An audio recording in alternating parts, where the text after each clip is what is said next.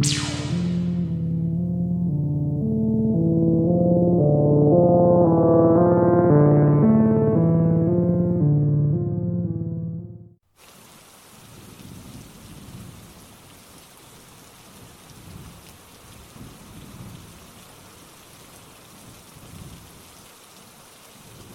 it or not, my story is true. My name is Brandy, I am 56, and I live in Washington. All these years, my kids wanted me to write down events that happened to myself and my loved ones. Quite a few members of my family have recently passed away, leaving so many untold stories that I didn't want these experiences to die with me. So for my children, here it goes. A lot of messed up and supernatural things have happened to us in our lifetime, most with witnesses. This is one of them. About 27 years ago, while house hunting for a rental, I met the former renter of this run-down but livable house. She warned me not to live in this house because I have small children. And not only was it run down, it was very haunted, and never, she was stern, never let a man live here with you because he will be taken over by the evil that resides within. Now, I'm thinking she's either crazy or she was just mad at the landlord for something.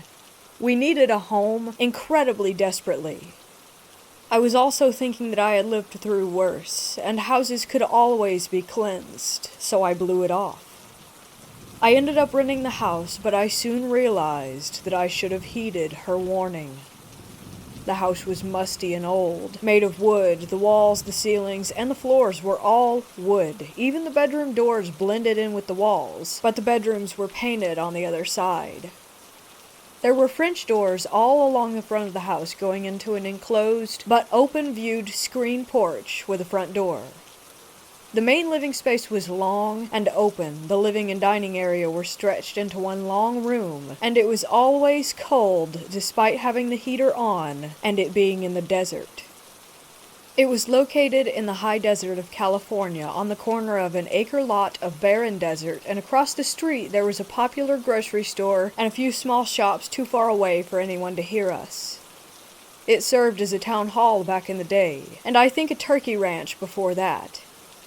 It was 6 a.m., and we had planned a 3-day trip to the happiest place in the world, Disneyland. My kids, Michael, age 1, Penny, age 4, and Jenny, age 3, were all sleeping on my bed in our bedroom at the other end of the house so I could pack in peace for the trip in the dining room and not wake them. I could see the bedroom door, though, and it was closed. I was standing up folding clothes at the table. My boyfriend's mother, Opal, was sitting across from me when we heard the bedroom door creak open slightly. We both looked up, and it was my daughter Jenny in her little pink and white flowered onesie. I said, "Now you know it's too early, go back to bed." And she replied, "Me up now, Mommy," in her little sweet voice. It made us both chuckle, and I told Opal that I thought she was just excited. I told her no, that we weren't going right now, so please go back to bed. She stomped her foot, which we could feel vibrate through the floorboards. Opal then told me that I had better go and put her back, and I agreed.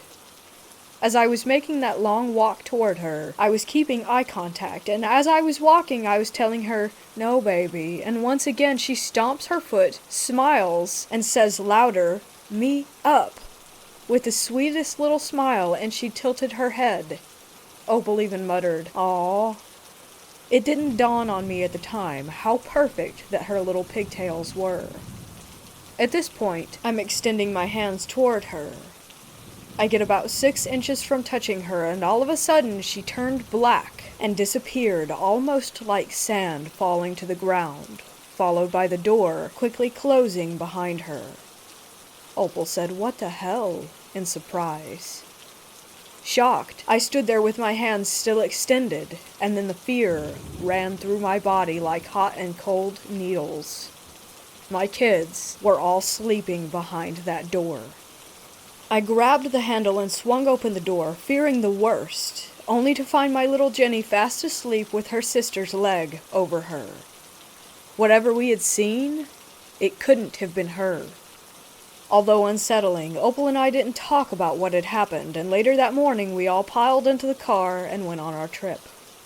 We had a great time, but when we came home we were met with all of the lights on and old music playing loudly coming from inside. People were standing around in my living room. 2 separate groups, like 2 different periods of time. I turned to my boyfriend and asked how those people got in and if he left the door unlocked. He told me, "No, why the hell would I do that? You saw me lock it." We all got out of the car and cautiously approached the front door.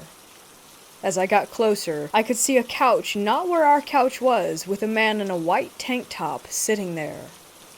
He was dirty, and he was looking at this boy standing in the corner with such hatred. You could tell the boy was abused by the way that he was standing there with his head down. That's when he looked up at me, and it pierces my soul even now just to think about him. The kids were scared, and the dog was growling. I grabbed the doorknob to put my key in. Just then the music stopped, and the lights went out. We opened the door, and nothing had been moved, and no one was there. I couldn't get the image of that sad-looking little boy out of my mind, and it was a while before I saw him again. It was a nice day. My boyfriend and his mother were still at a doctor's appointment, and the kids and I were out grocery shopping, having a good time. I usually kept the living room light on when I knew that we were going to get home after dark. I didn't realize we would be gone that long, and it was just starting to be dusk. I pulled into the gate, and I think the kids were a little too rambunctious, too much spare change, quarter machine candy, I guess. I sat for a moment, planning my attack with getting all these groceries, a sleeping baby, and the 2 girls up the steps and into the house, when I noticed movement in the living room. No one was home. I could hardly even see anything in there because the light wasn't on. I started to get out when the girls jumped out of the car and started running for the steps. I yelled for them to stop and ran over to them. We could hear noises like a child running around, and my eldest daughter to this day says that she saw a little boy and describes him to a T, but at that moment I thought that it might be an intruder or something like that. 3 steps went up to a landing, a locked front door opening into a windowed screened-in porch, and then the 3 French doors. I told the kids to go to the car, but they were too scared to leave my side. Both of them were clutching the back of my shirt. I armed myself with a huge stick by the landing and forged on. I burst through the front door to the porch, and he was there, his face in his 2 hands cupped against the glass, as if he was peering out, and then he vanished. It was the boy that I had seen standing in the corner before. We went inside and I searched every room with my obviously frightened children practically glued to my side. There was no one there. Was my mind playing tricks on me, and I was projecting my fear onto the girls? I turned on all the lights and ran out to get my sleeping baby and the rest of the groceries out of the car when I stopped in my tracks. There on the glass were 2 crescent moon handprints, and it was fogged up where his nose was. It stayed there for at least 20 minutes. Just to add my own thoughts here, I don't feel that we always need words to communicate with spirits, or for them to get a message to us. They are not bound by flesh. It is important that you have an open mind, and always keep your will strong. At night, you could look out the French doors at the stores across the street and see the vast desert behind them. The property was pitch black, so you saw the reflection of yourself and whatever was behind you. That night, everyone was asleep. It was nearly Christmas, so I was admiring the lights decorating the storefronts when I felt one of my children through the floorboards skip up next to me, and then I heard a faint giggle. I felt a tug on my shirt, so I turned my gaze to the reflection, extending my arm over as if to caress the back of his head and pull him in next to me. It didn't occur to me that this was not my child. He came in under my arm and stood there looking up at me, and all I could feel was love and sorrow. I turned to look at him, but he was gone. So I looked back at his reflection, and it was gone as well. He was about 7 or 8 years old. He had what looked like black and white Converse on, and was wearing old jeans with rolled-up cuffs. I could see the edge of a white t-shirt under a light gray sweatshirt, and his hair was sandy blonde and wisped to the side with the sweetest smile. In that moment, I felt everything that he was feeling, and I cried. I saw the images of abuse flash through my head. I don't want to elaborate on that, and he made me feel that the man was not his father, and that he loved the comfort of our presence. There were so many emotions. I went to bed and held my kids tight. I was so full of questions, like what happened to his mom? How did he die? I looked for records and was told that back in the day there were not many records kept out there in the desert. A person could live and die, and no one would know unless it was specifically reported. I felt whatever else was in the house was evil, and we found out just how evil it was the longer that we lived there.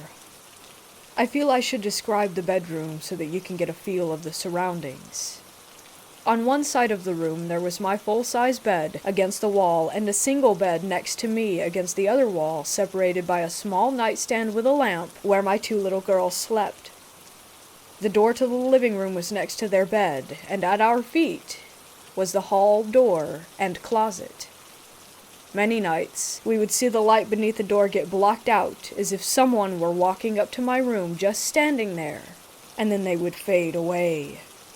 At first we thought it was just Opal going to the bathroom, since it was right next to our room, but we found out later that it wasn't her, because she was frail and had to use a potty chair in her room.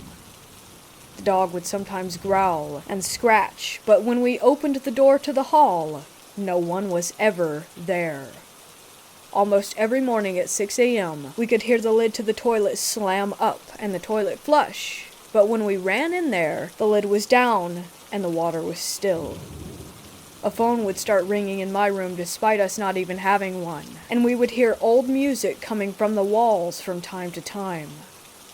At first, we thought that it was coming from the pipes of our neighbor or something like that, but we didn't have any neighbors because the lady had already moved out, and that house was completely empty. So many things happened there, but this night in particular caused me to never let my girls sleep in their own bed alone. The girls were so happy that day. They had both received a package from my mom full of princess stuff. Toys, cups, and bowls, 2 beach towels, and 2 nightgowns embossed with their favorite princess images. The nightgowns were short and silky, and after their bath they begged to wear them to bed, so I happily complied. It was quiet in the house that night. Opal was with family along with my boyfriend, and I don't remember where the dog was, but he wasn't present anyway. I tucked them in, oldest by the wall and youngest closest to me on the outside. I wasn't ready for sleep, so I put a scarf over the lamp to dim the light, so that I could still read. Now I was sitting on my bed next to them, and as I was reading, the covers slightly came down off of the girls. I didn't really think anything of it because my oldest daughter was notorious for kicking off the blankets, so I tucked them both in and continued reading. It happened again, and once again I covered them back up. At this point I was starting to feel uneasy and the hairs on my arms were beginning to raise. Never a good sign. I looked at my oldest daughter and noticed that she hadn't moved. So how was this happening? I sat back down on my bed and pretended to read while intently staring at the covers over the book pages, feeling my heart pound through my chest. Moments passed, and I felt myself trembling, trying to hold the book steady, and then it happened. I saw the covers start to move, but the girls were still. I was confused. I didn't understand what was going on. The covers were then pulled down with force, so I leapt up and grabbed the covers from the end of the bed, pulling them up. At this point I was standing next to them and my voice quivered as I yelled at whatever was in the room to stay away from my girls. I still don't know who I was yelling at. I sat on the bed next to them, gripping the covers tight, when they were jerked from my hands down to the foot of the bed, exposing my girls' legs. My youngest daughter's nightgown started to rise up to the top of her thigh. She started to scream and grabbed at her leg as if she were feeling pain, waking her sister. I threw my body over both girls and screamed at whatever it was to get out and leave us alone repeatedly.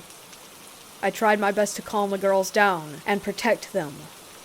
We stayed huddled together all night.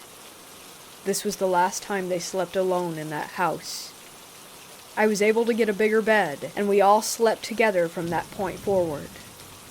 At this point, I'm sure you're wondering, why didn't we just leave? Believe me, I wanted to, but I felt trapped, not just by the house, but also by my boyfriend. Let me start by saying that Bill was not the nicest man.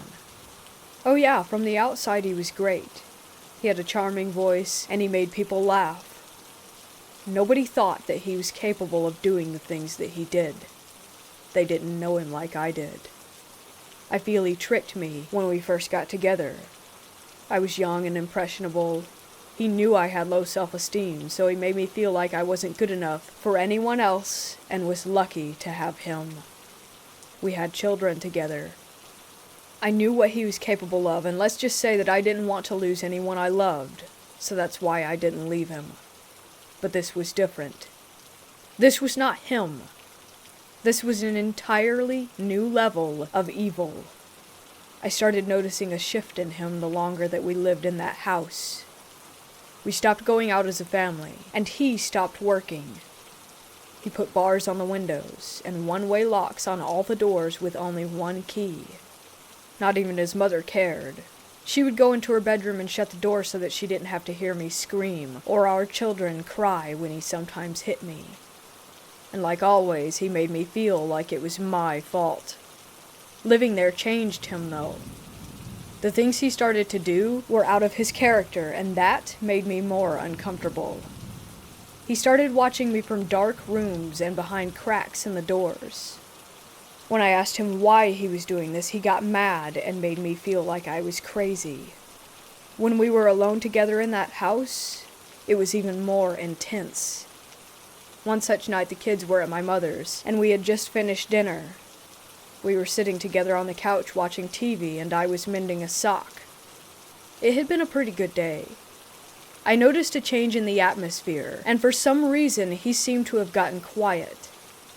I was just about to ask him if he wanted me to change the channel when a small flash of light hit my right eye. It wasn't until shortly after trying to find the source that I realized he was staring at me the whole time through a little piece of broken mirror in his right hand, hidden by the throw cover. My God, those eyes weren't his. I know him. This was not my person sitting next to me, and I was frightened to the core. He didn't even realize that I saw this, so I sprung up. His mom just had a phone installed, so I'm trying to call my mother and check on the kids.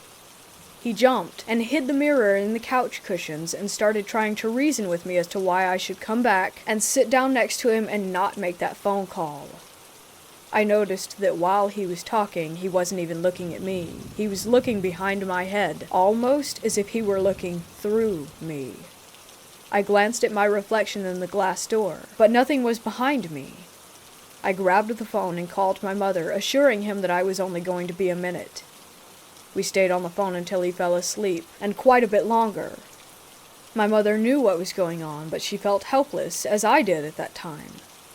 He got up, grumbling something as he walked into the bedroom to go to sleep on the bed, so after we hung up, I stayed awake with the blanket on the couch covering everything but my eyes while listening to him breathe until dawn, when I finally fell asleep. There was another time at around 4 p.m. We needed some groceries for dinner, so I got the girls ready and left my baby boy asleep in his playpen in the living room. Opal was napping at the dining room table, and my Bill was sitting on the edge of our bed in the bedroom. I called out to him that I was leaving, and to keep an ear out for the baby, but he didn't respond, so I repeated myself and I heard him mutter, "Yeah, sure." So we left. The store didn't have something his mother wanted, so I had to go to 2 stores. It had just gotten dark as we pulled up, and I could hear the baby crying. I rushed in, and Bill's mother was still sitting at the table. I picked up my son and he was soaking wet, and it looked like he had been crying for a while. I was changing his diaper, trying to calm him down, and the whole time Opal was getting mad at me for leaving her alone with the baby. I was furious and I told her I didn't. I left him with your son. She looked surprised. She didn't even know that he was home. What the hell? Where was he? I put my son down and told the girls to go play. Something wasn't right. I didn't think he was still in the bedroom because the lights were off, but someone was in there. It was abnormally dark. I slowly went up to the door and walked in. There was a dim light coming in through a crack in the blinds, and I saw his silhouette still sitting on the bed. He hadn't moved. His feet were on the floor, and he was slightly hunched forward with his elbows resting on his legs, cupping his hands together. The room smelled stuffy, and the air was thick. I called out his name, but he didn't reply. Once again I called out his name, adding, "You're scaring me." I moved closer, saying, "Why are you not answering me?" I saw that he was sweating and that it was glistening in the light and dripping from his head to his hands and then his hands to the floor. I could hear it as it dripped. I was shaking while I slowly made my way around him to the lamp, and I heard a growl that almost sounded like it was coming up from the floorboards. I turned the lamp on. His shirt was soaking wet. There was a pool of sweat at his feet, and his eyes were darker than I've ever seen them. His stare was fixated downward. I was afraid to get near him, but I felt like he needed my help. I started to shake him while calling out his name. He was cold to the touch. I crouched down in front of him between his legs, but honestly, all I wanted to do was run out of that room. I took his face in my shaking hands and said, "Please, Bill." Just like that, he snapped out of it. He grabbed both of my wrists and hurled me onto the bed behind him. He said in a loud voice, "What are you doing, you freak?" Then he got up and went to the bathroom. I heard him turn on the shower as I laid there curled up, not knowing what had just happened. I soon composed myself and went out to bring in the groceries and make dinner. Later he joined us as if nothing had ever happened, but I still felt uneasy. The night went on, and he was his old self, goofing off with the kids and watching cartoons.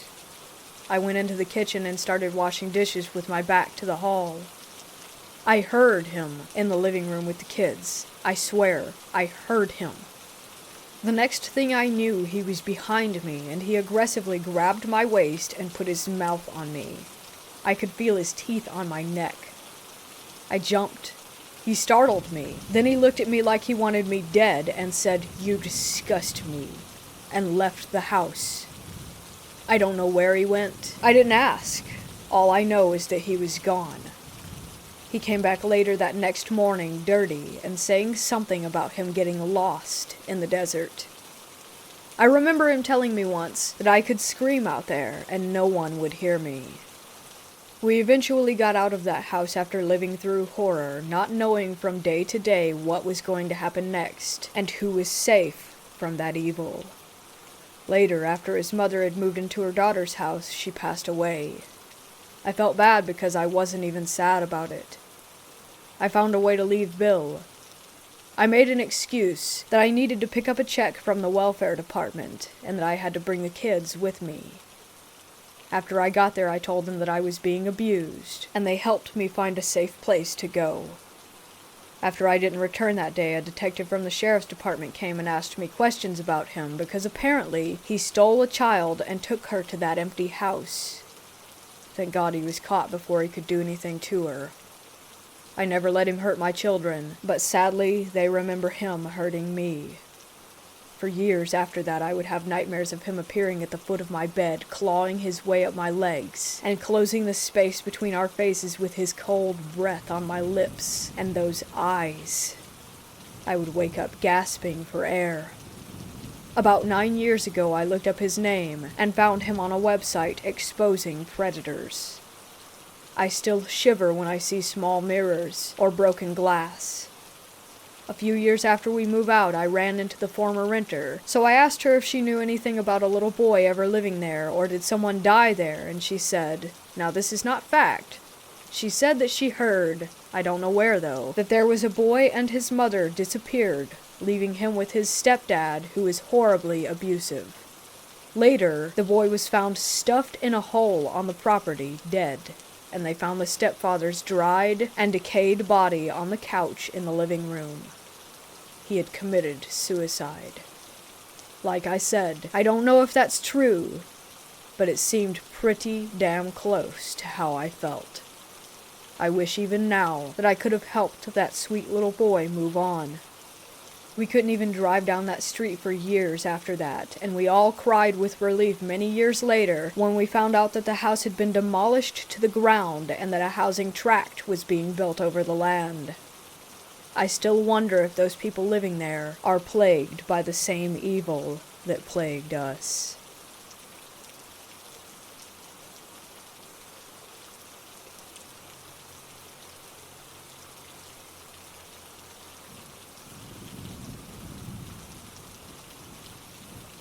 I have a few stories that I can't explain, but this is the one that I feel I need to share because it happens to align with a type of experience that so many people have reported throughout the years, arguably since ancient times.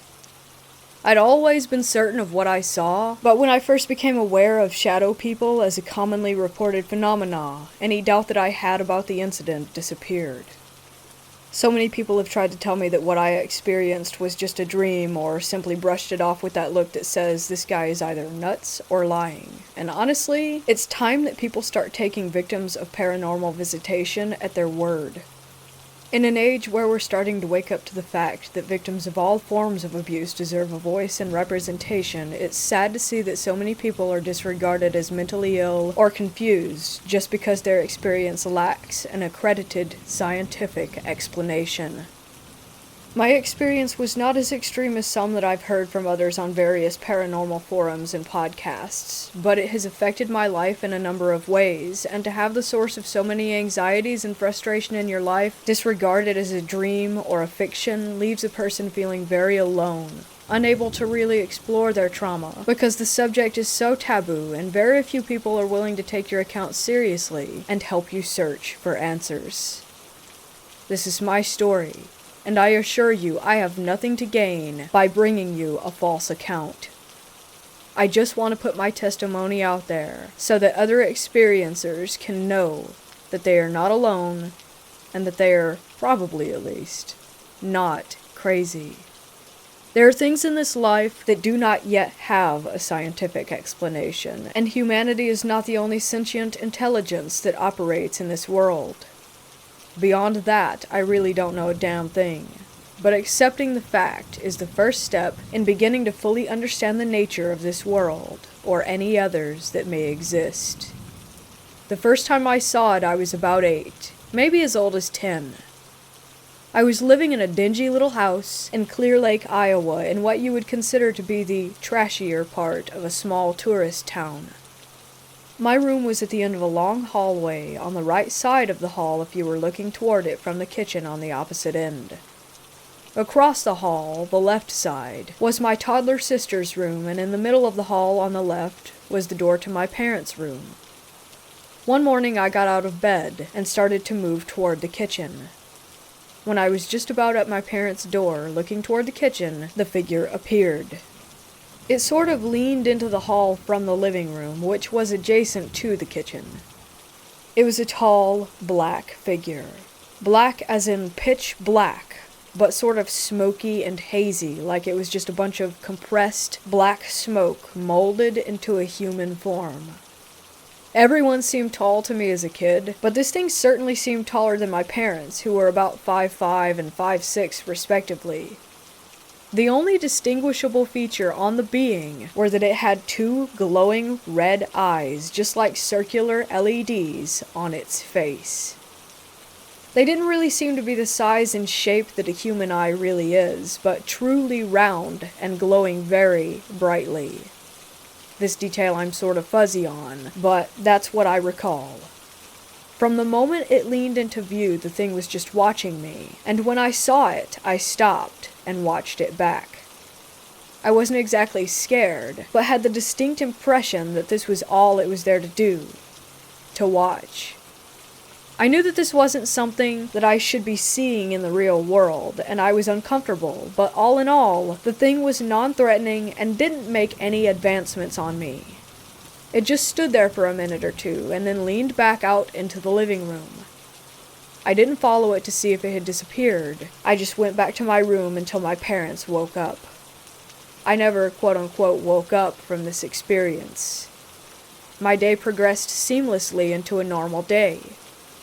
I knew that this was not a dream because I was very familiar with my dreams. I had constant night terrors in this house, but I'll get into that later on.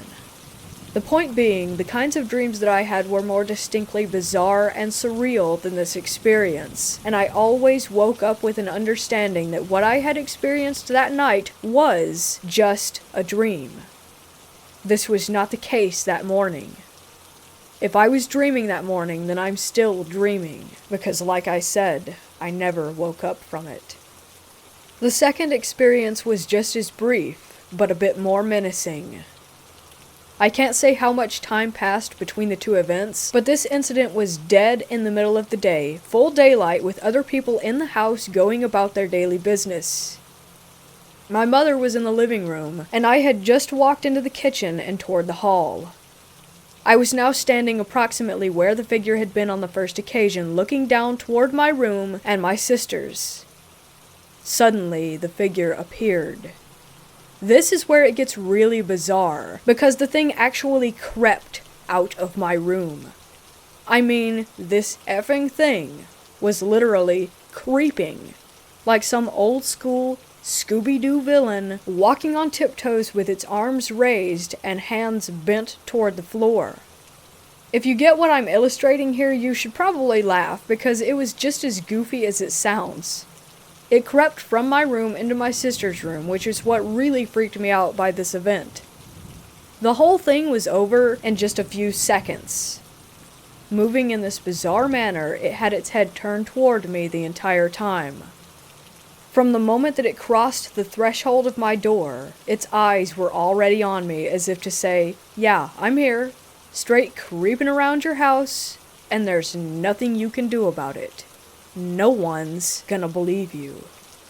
I had already told my mom about the first sighting, and of course she had dismissed it as a dream or my overactive imagination. So I didn't bring it up, but I was really scared that it had some sinister intentions with my sister. I do remember her having some nightmares around this time, which I heard from my room, her crying to my mom about how the quote-unquote creature from the Black Lagoon was standing in the corner of her room. I asked her about this years later, but she doesn't remember any details on that. So that's it. That's all I saw of this shadow person. But there's another element to my life at this house that I feel might be relevant to what I experienced. As I mentioned earlier, I was prone to night terrors while living in this house. Vivid but bizarre nightmares that almost always had something to do with being chased by various demons, monsters, etc. One recurring type of dream I had went like this. I'd be laying in my bed, everything seeming to be completely normal in my room, as it was in waking life, but I would get this feeling. It was this instinctual understanding that something horrible was about to come through my door. I would start to panic, but would be unable to move my body, so rather than use my arms and legs to physically leave my bed, I would, through a sheer force of will, hover off of my bed and float to the corner of the ceiling, as out of reach as possible. Nothing else was really different about my room and these experiences except for that dread. The dread that something was trying to get in. Another night I had a similar dream, where I woke up in my familiar room to find a tall, hairy man standing above me, reaching for me. I had the strong sense that this skinny, ape-like man was there to take me, and I recall doing my best to resist him, but the ending to that dream is fuzzy. That scares me to this day, more than the shadow person encounters, because the hairy men are a pretty common occurrence in high strangeness research, so I can't help but worry that there was some reality to that experience. I bring these dreams up because it seems that vivid nightmares in certain locations, this happened only in that house, that also have reported paranormal activity, indicates a relationship between the two. If you subscribe to the idea that these beings feed off of fear, then it seems plausible that the two are connected.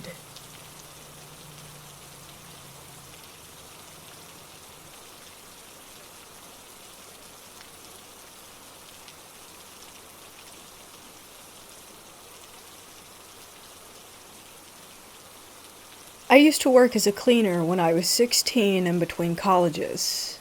This is the UK, so I had already left school. The place where I worked was a popular clothing store near my house and was built over ancient farmland. There were also rumors of druid burial grounds nearby, but that's another story. I've always been sensitive to the paranormal from a very young age, but this was by far the most haunted place I've ever worked, and my first apparition sighting. We were a team of 4 to 5 people, and all of us were assigned to different parts of the store. One of the sections was the women's fitting rooms. We would vacuum the rugs and cubicles, polish the mirrors, and all of that. You would hear high heels on the tiles the whole time that you were down there, and the sounds of rustling paper, coat hangers rattling, that kind of thing. There was also a general feeling of discomfort and unease, as though you were being followed and watched. This is hours before the store opened, so of course there were no customers. Sometimes a manager would be there, but they stayed upstairs in the office. The next part was the men's clothing area, which was on the 2nd floor. When you cleaned there, you were alone but for the occasional manager walking through. One time I was on the floor cleaning the railings by the cash registers, and a huge black shadow swept over me. I was surprised because I hadn't heard anybody approach, and as I looked around, I was definitely alone. My cleaning routine was to sweep the floor and collect the dirt into little piles around the pillars, then sweep it up all in one go at the end. The dirt piles moved constantly. I would go back to do the final big sweep, and some of the piles always would have disappeared. After I clocked out, the piles would be there again. I had a sense that the spirit was a young male farmhand who was very mischievous. I said as much to my coworker, and she told me that she refuses to clean in that area after polishing the mirrors one day and seeing the disembodied head of a young man peering over her shoulder. Aside from my instances with the piles, I would always hear the sound of coat hangers rattling and shuffling noises, but I never felt threatened by it. I used to laugh it off or just tell the spirit to stop, and he would most of the time. Now, after the store was clean, we would clean the staff quarters. Toilets and canteen, meeting rooms. The toilets were a non-paranormal horror in themselves. Note, I worked here with my mother. We were assigned to clean the female toilets, and usually if someone was using them, we would leave and give them privacy until they finished.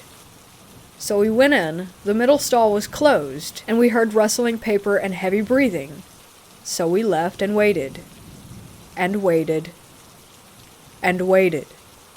The cleaning cupboard was right next to the toilets, and didn't even have a door. We would have seen and heard anybody who might have left. To leave and enter the toilets, you would have to walk straight past the open doorway and then walk down the corridor that directly faced it.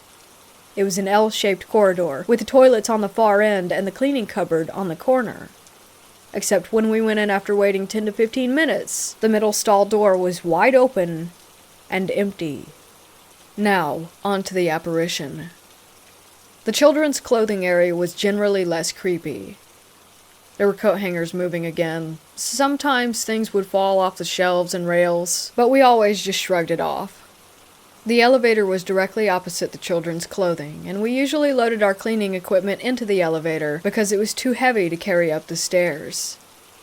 I remember rinsing my mop out, and I glanced up. There was a little boy around 6 or 7 years old, standing directly in front of me. He wore a flat cap, a pale shirt with suspenders, dark shorts, and socks up to his knees.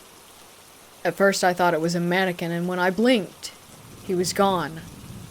I thought I was just tired, and I shook my head. I spoke to my mother about it later, as she's Wiccan and super into the supernatural, and I described the boy to her. She had seen the exact same child a few weeks before, but only the back of him, as if he had been walking around a corner. She told me that she had the feeling he had died of lung-related issues, perhaps tuberculosis or pneumonia. So there you have it. Some of it can be explained by tiredness, I know, but I just thought I would share this experience.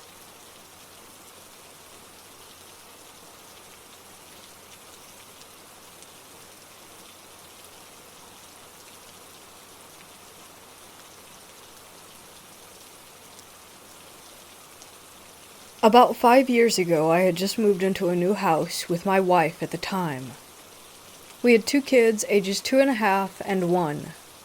My 2.5-year-old was very articulate for his age, and so one day as we were walking out the front door, he points across the house and asks, "Mommy, who's that little girl right there?" Well, my wife and I just kind of froze, because he was the kind of kid that had never made up any imaginary friends, or anything like that. But the moment passed, and we kind of forgot about it. Around 6 to 8 months later, I remember I was in my bedroom late at night. I have a large window in my bedroom that looks out into my backyard. I also had a couple strings of lights overhead that illuminated the yard perfectly. One night I was up studying for a class the next day when I looked outside and saw that my kid's swing set had one swing going back and forth in a perfect pendulum motion like someone was on it, while the swing next to it was dead still. This was not the first time this has happened. It was actually the third, I think. But it was the instance that I remember the most clearly and took the most notice. I honestly have no idea why I didn't think to tell my wife or to take a video, but I just stood there in the window and watched it for a couple minutes, and it kept up perfect consistency. I grabbed my flashlight and walked out to my deck to get a better look. Still swinging. I had been studying lots of science classes at that point, so my head was in the space of, I'm going to figure out the rational explanation of why this is happening. It was breezy out, so I walked up to the swing set and held my hand in different places around the swinging swing, and no breeze. Plus, again, the swing next to it was dead still. Also, my thought was that if it was the wind, there was no way that it could keep a perfect back and forth motion. If a swing gets even a little off, it would have collided with the one next to it. Anyway, I'm not sure if I had a previous encounter with my son in mind or not, but I had a very certain feeling at that moment that there was a little girl swinging on the swing. Almost like I could see her, but obviously couldn't. I also felt very at ease and not frightened at all. Then after about 5 to 10 minutes, I stopped the swing just to see what would happen, and it remained stopped.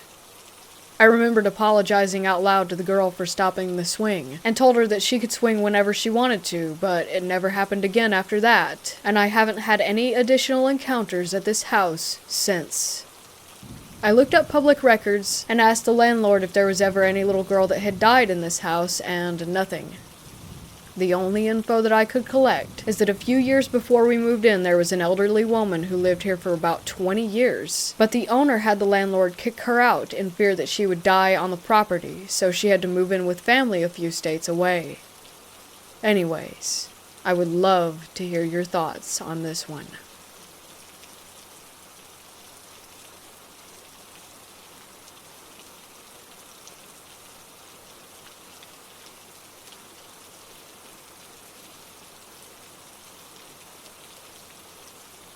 This story took place when I was a kid.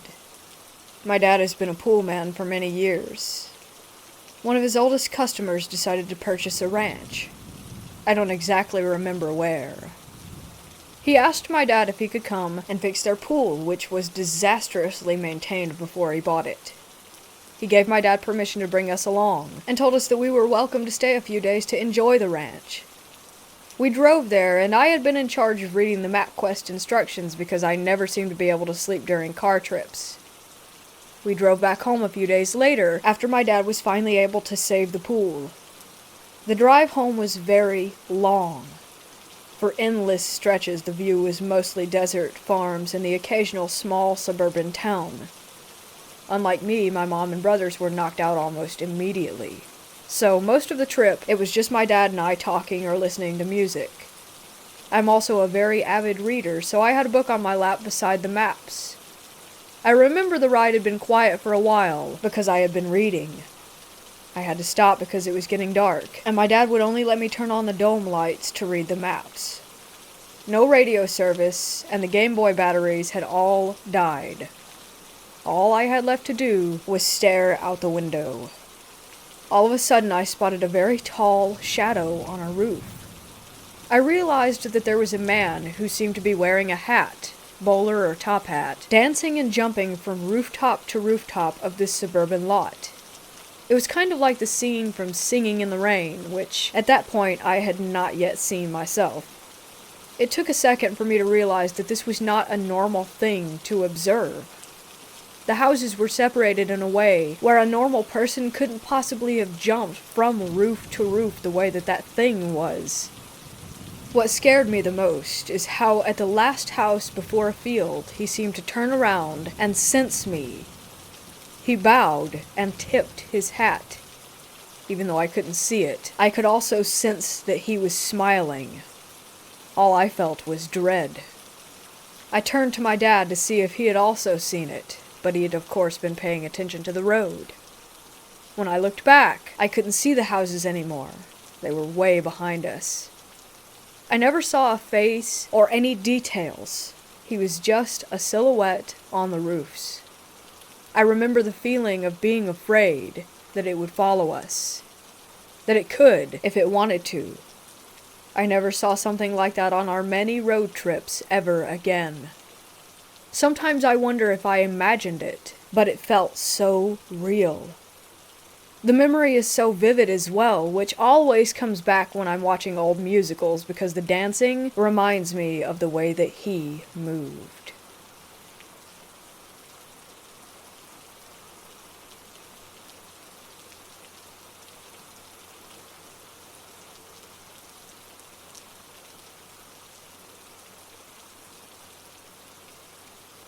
A few years ago, me and a buddy from the army decided to meet and catch up. We decided on the date and place. After several hours at the local pub, it was 3 a.m., we had 3 beers each and decided to go pay our respects to a friend of ours who had died a few years ago and was with us in the army. We bought a bottle of our friend's favorite booze and drove toward the graveyard. When we got there and started to walk toward the gate, we both saw someone standing there. As we got closer, I could definitely recognize the very friend that we were going to visit. He was standing there in his uniform holding a rifle and was waving at us to come closer. I was incredibly freaked out by what I was seeing. I just turned to my friend and looked at him and asked him if he was seeing the same thing. He was so shocked that he couldn't even talk and was just nodding his head with his mouth open. We backed away slowly and went back to the car, and drove away as fast as we could from there. Where I'm from, they say never go close if you see the dead calling you over. But ever since that day, I keep hearing someone call my name behind me when I'm all alone. At first I thought it was my wife messing with me, but that's not possible, because it's a male voice. Once again, I'm really freaking out. A few times I left my phone recording on all night to prove to my wife that I'm not going insane. But every time I do it, there's zero evidence. Just static and me and my wife snoring in the background.